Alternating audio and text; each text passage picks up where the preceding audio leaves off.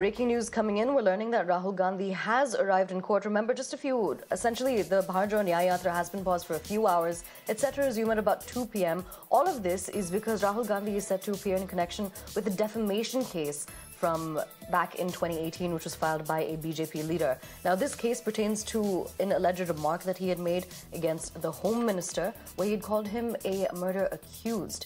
Now, Rahul Gandhi has just arrived in court. Those are the visuals that you can see on your screens right now.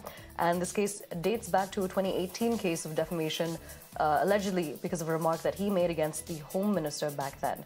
Now, he could face a maximum punishment of about 2 years if he is found guilty. But we'll bring you more dates as the court developments continue to take place. But remember, last year, in connection with a different defamation trial, the Supreme Court had stayed the conviction of Rahul Gandhi in a criminal defamation case. That was related to a separate case. That was the Modi surname case. This is a separate one from that, and this is related to the Home Minister. Now, he has arrived in court.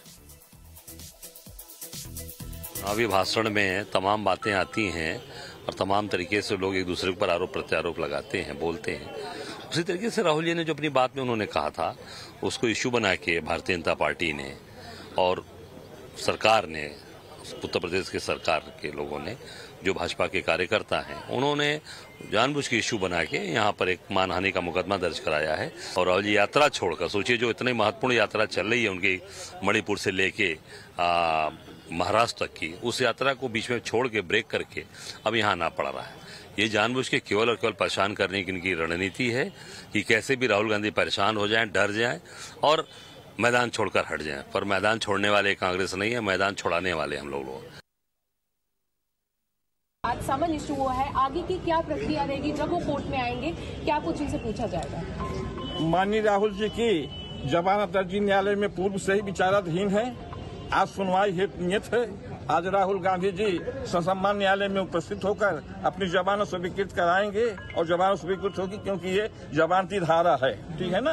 इसमें कोई problem नहीं जमानत होने में। इसके बाद गवाहन जो है, साक्षीगण जो हैं, उनके स्टेटमेंट रिकॉर्ड किए जाएंगे। फिर न्यायालय देखेगी क्या कोई केस बनता है या नहीं, तब देखा जाएगा। तो आज के दिन के बाद एक ट्रायल शुरू होगा? जी हाँ, जी हाँ।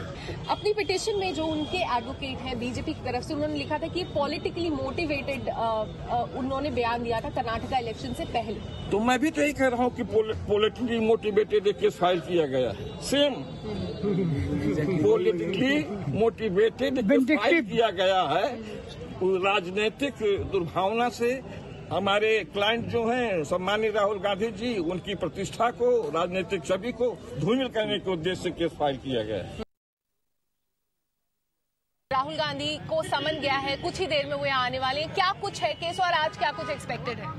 केस ये है कि 8 मई 2018 को बंगलौर की जनसभा में राहुल गांधी जी ने केंद्रीय मंत्री और भाजपा के उस समय राष्ट्रीय अध्यक्ष जी थे माननीय अमित शाह जी के ऊपर अभद्र टिप्पणी किया था।